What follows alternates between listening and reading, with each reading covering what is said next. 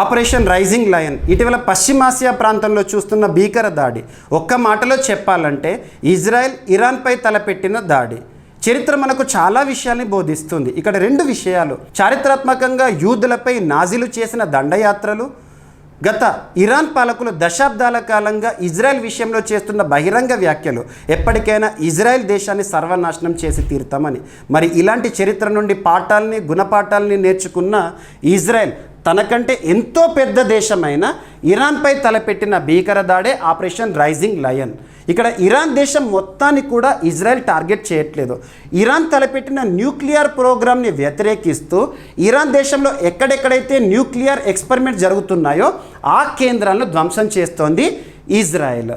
ఇటీవల ఇజ్రాయెల్ దేశానికి సంబంధించిన ఇంటెలిజెన్స్ మొసాద్ వారు ఇచ్చిన నివేదిక ప్రకారము అత్యంత వేగవంతంగా న్యూక్లియర్ ప్రోగ్రామ్ని నిర్వహిస్తోంది ఇరాన్. అందులో భాగంగా యురేనియం ఎన్రిచ్మెంట్ని 60% సాధించింది. అది కనుక 90% సాధిస్తే మరొక అణ్వాయుధ దేశంగా ఇరాన్ అవతరించబోతోంది. అది మనకే పొంచి ఉన్న ప్రమాదం అని భావించి ఇజ్రాయెల్ దాన్ని అడ్డుకోవడానికి ఇరాన్పై తలపెట్టిన దాడే ఆపరేషన్ రైజింగ్ లయన్. మరి చరిత్రలో వెస్టర్న్ ఏషియా ప్రాంతంలో న్యూక్లియర్ ప్రోగ్రామ్స్ని ఇజ్రాయెల్ ఎప్పుడైనా అడ్డుకుందా అంటే 1981 జూన్ 7 రోజున ఇరాక్లోని అసిరాక్ అణు విద్యుత్ కేంద్రాన్ని పేల్చేసింది ఇజ్రాయెల్.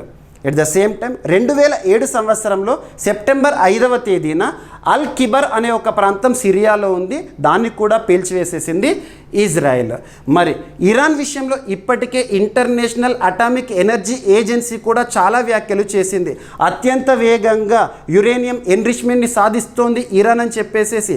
మరి ఇరాన్ చేస్తున్న న్యూక్లియర్ ప్రోగ్రామ్స్ని ఇప్పటికే వ్యతిరేకిస్తున్న దేశాల్లో అగ్రదేశం అమెరికా ఉంది, మరియు పక్కనే ఉన్న సౌదీ అరేబియా కూడా ఉంది. సో ఇప్పుడు తమకు పొంచి ఉన్న ప్రమాదాన్ని భావించి ఇజ్రాయెల్ ఇరాన్పై తలపెట్టిన భీకర దాడే ఆపరేషన్ రైజింగ్ లయన్. సో ఈ వీడియో కనుక నచ్చితే లైక్ చేయండి, మీ ఫ్రెండ్స్ అందరికీ ఈ వీడియో లింక్ని షేర్ చేయండి, మన ఛానల్ని సబ్స్క్రైబ్ చేయండి. Thank you.